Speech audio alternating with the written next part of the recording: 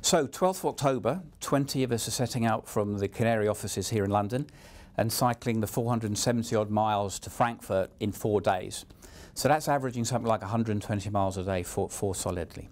It's not just the 20 cyclists. We've got a group of people who are giving up their time to support us in terms of driving vans and support vehicles, picking us up when we fall over, so to say. A number of people in the London office will also cycle with us on the first leg down to Dover. And we're hoping that on the fourth day we'll have colleagues from Frankfurt meeting us and cycling through. So all in all, there's a lot of people within Deutsche Bank, but not just within Deutsche Bank, committing themselves to time and effort to get 20 people through a big physical challenge. I'm looking forward to it with intrepidation, is that the right word? Triathlon is more my sport, so I'm never on a bike for more than 30 minutes, so this is going to be a little bit different for me. I guess I'm a bit of a fish out of water.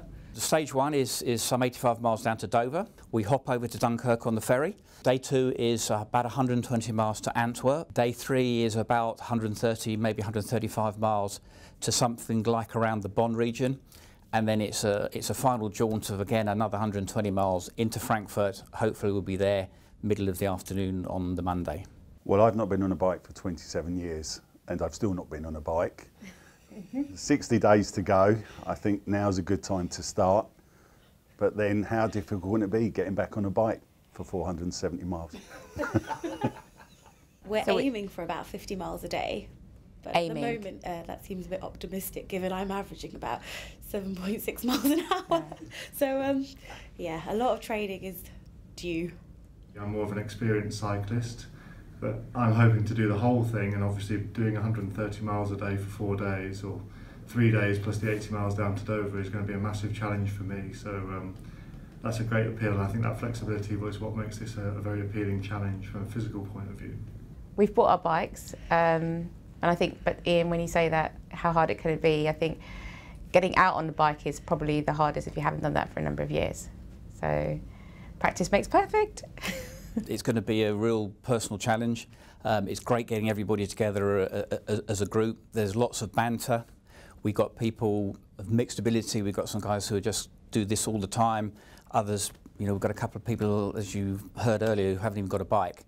But, combine the cause that we're doing this for and the camaraderie and the physical challenge, I mean, it ticks all the boxes from my perspective. It's going to be a huge effort. I've done a lot of sportives, cycle every weekend, and I'm slightly worried about it. It's 4 days, it's going to be 10 hours in the saddle, it could be raining, wet, cold, miserable, long days. So it is going to be a hard effort. Please do sponsor us. I have a number of friends whose families have been affected by leukemia, so it's a great match, and I think as difficult it is for us, then clearly supporting them is a key here. I had some terrible news over Christmas that my granddaughter of autumn, 2 years old, had leukemia.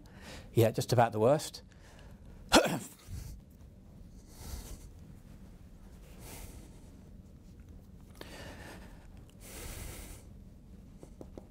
Sorry. I think what it does show, what it showed me is the resilience of my granddaughter. In a funny way, she enjoys going to hospital because she gets to play with new toys, but actually to see the resilience that she has with the chemotherapy, with the blood transfusions, with the bone marrow injections, with the constant toing and froing from the hospital, very upsetting to see my daughter and her husband, how well they deal with this on a daily basis. They don't know what the next 2 hours is going to bring, and since Boxing Day, they have just been immense in terms of how they supported her and what they do on a daily basis to get through this. The first thing I did, which was probably wrong, was to Google everything that I could on the subject, and it's clear that there are so many organisations, trying to do something about it and cure leukemia. In terms of research and just fighting blood cancer in general, just really resonated with me.